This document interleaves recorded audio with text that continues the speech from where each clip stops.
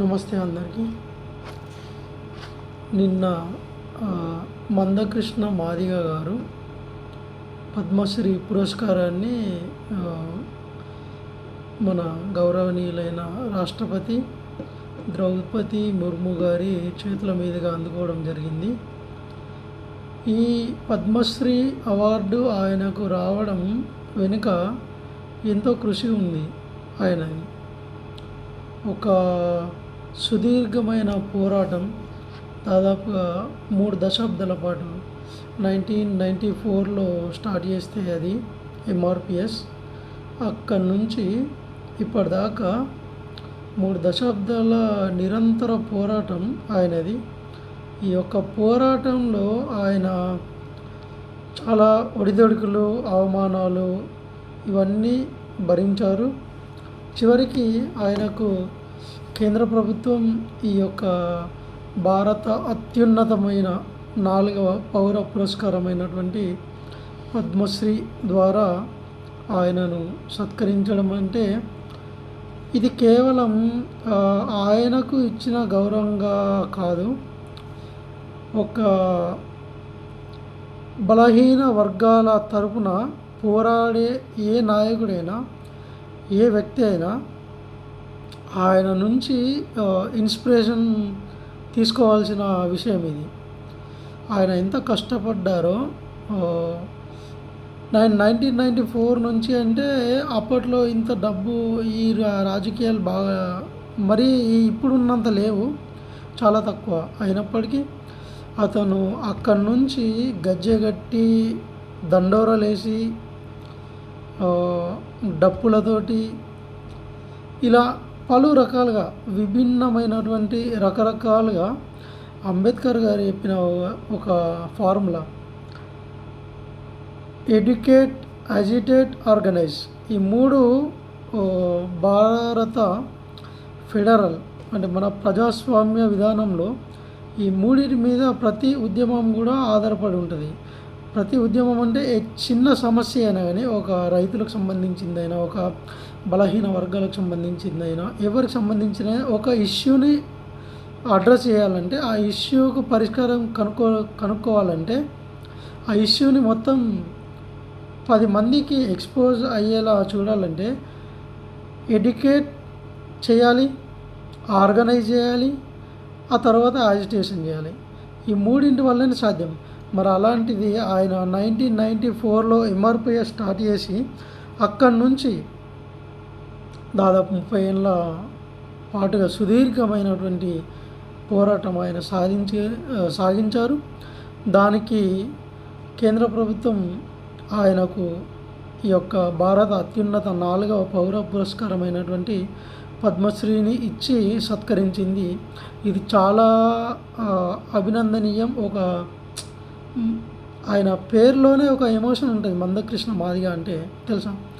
నాకు తెలిసి నేను దాదాపు అప్పుడప్పుడు ఊహ తెలుస్తున్నప్పటి నుంచి ఈ ఎంఆర్పిఎస్ అనే ఒక విధానాన్ని కానీ, ఆయన యొక్క పేరుని కానీ, ఇవన్నీ వాల్ రైటింగ్స్ ఎక్కువ ఉంటుండే, వాల్ రైటింగ్స్ మీద కనిపించేది. అప్పుడు అంతగానం మనకి ఇదంతా ఏం తెలియదు కదా. కానీ ఆయన పట్టుదల, ఆయన కృషి అయినా కానీ అది చెప్పలేనిది. అంత సుదీర్ఘమైన పోరాటం. ఇప్పటి వరకు ఎలాంటి అధికారంలో భాగస్వామ్యం కాకుండా, ఏ అధికార పదవులు తీసుకోకుండా, ఏ రాజ్యాంగబద్ధమైన పదవులు తీసుకోకుండా, అట్లా ఒక బలమైన పట్టుదలతో ఆయన ఆ ఎంఆర్పిఎస్ ఉద్యమాన్ని ఇక్కడ దాకా తీసుకొచ్చారు. ఎంఆర్పిఎస్ అంటే కేవలం మాదిగలకు అని కాకుండా, ఆయన ఇచ్చినటువంటి స్ఫూర్తి బీసీ జాతులకు కానీ, ఇంకా ఇప్పటికీ గుర్తింపుకు నోచుకున్నటువంటి అనేకమైనటువంటి చిన్న సంఖ్యలో ఉన్నటువంటి కులాలు ఉన్నాయి మన సమాజంలో. సో అలాంటి వారికి కూడా ఇది చాలా, ఆయన ఉద్యమం ఒక ప్రేరణ, ఆయన ఉద్యమం ఒక స్ఫూర్తి మనకు. నిజంగా చెప్పాలంటే ఆయన ఒక ఎమోషన్ ఆ పేరు లోపలనే ఉంది. మందకృష్ణ మాదిగ గారు అంటే కేవలం ఒక మాదిగ జాతి వర్గానికి సంబంధించిన వ్యక్తి కాదు, ఈ భారతదేశంలో కాదు, ఈ ప్రపంచంలోనే ప్రతి వ్యక్తి ఆయన దగ్గర నుంచి తీసుకోవాల్సిన కొన్ని విషయాలు ఆయన దగ్గర ఉన్నాయి. పోరాటం అయినా, ఆయన మాట తీరైనా కానీ చాలా మంచి వ్యక్తి. మీకు ఇప్పుడు రాజకీయాల్లో ఇప్పటిదాకా కూడా ఎలాంటి బూతు పదజాలం లేకుండా ఆయన ఎక్కడైనా డిబేట్ల లోపల ఉన్నా కానీ, ఏదైనా రాజకీయ ప్రసంగం చేసినా కానీ ఎలాంటి బూతులు లేకుండా ఒక విమర్శ చేసినా కానీ అందులో సహేతుకంగా ఉంటుంది. ఆయన మాట్లాడే విధానం చాలా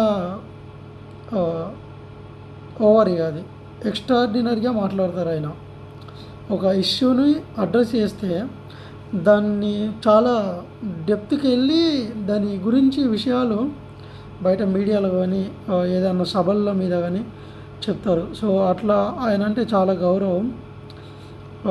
ఆయన ఈ యొక్క ఎస్సీ లోపల ఉన్నటువంటి ఎక్కువగా మాదిగల ఉపకులాలు, అందులో ఉన్నటువంటి వర్గీకరణ లేకుండా ఎస్సీ రిజర్వేషన్ పేరు మీద కొంతమంది మాత్రమే లబ్ధి పొందుతున్నారు. ఆ రిజర్వేషన్ ఫలాలు అందరికీ అందడం లేదు. ఇలా వర్గీకరణ ద్వారా మాత్రమే అప్పుడు ఈ రిజర్వేషన్ యొక్క ఫలాలు చిట్ట చివరి వ్యక్తి దాకా వెళ్తుందని భావించి అప్పుడు 1994లో మాదిగ రిజర్వేషన్ పోరాట సమితి అని ఎంఆర్పిఎస్ అని ఆయన స్టార్ట్ చేశారు. సో అక్కడి నుంచి ఆయన చాలా పోరాటం అంటే అది మామూలు పోరాటం కాదు. సో అలాంటి వ్యక్తికి పద్మశ్రీ పురస్కారం అంతకంటే ఇంకా ఎక్కువగా కూడా రావాలని నేను కోరుకుంటున్నా. భవిష్యత్తులో ఇంకా ఆయన చేసినటువంటి కృషికి ఇంకా మరిన్ని అద్భుతమైన సత్కారాలు కేంద్ర ప్రభుత్వం నుండి జరగాలని కోరుకుంటున్నాను. ఈ సందర్భంగా ఆయన చాలా ఈ ఎంఆర్పిఎస్లో అనేక అంశాలు ఉన్నాయి, ఒక్కొక్కటి ఒక్కో సబ్జెక్ట్ లాగా ఉంటుంది. సో జస్ట్ నేను ఆయనకు కృతజ్ఞత చెప్పుకోవడానికి మాత్రమే ఈ వీడియో చేస్తున్నా. ఓకే, సో మరొకసారి మందకృష్ణ మాదిగ గారికి ఈ యొక్క పద్మశ్రీ పురస్కారాన్ని అందుకున్న శుభ సందర్భంగా వారికి, వారి యొక్క పోరాటానికి అభినందనలు. మీ యొక్క పోరాటం, మీ యొక్క స్ఫూర్తి, మీ ప్రేరణ మా అందరికి కూడా, అంటే ఇప్పుడున్న తరాలకు కానీ నెక్స్ట్ వచ్చే తరాలకు కానీ ఇదొక స్ఫూర్తిదాయకమైనటువంటి పోరాటం అని చెప్పుకుంటూ ముగిస్తున్నా. నమస్తే.